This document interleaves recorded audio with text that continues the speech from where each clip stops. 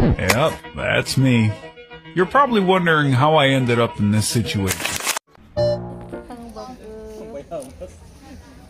Look the bag. It's so cutie. Ay, pagid man the notebook on nga. Ano pa ako? Ako. Ay, sige, ikaw mag-arrange ka lang.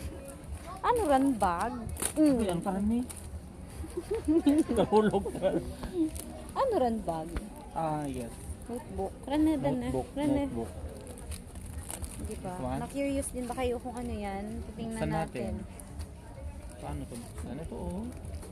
Ay, notebook tayo. Ano kayo? Butang mong notebook na wataw mo. Nakakusmod ko.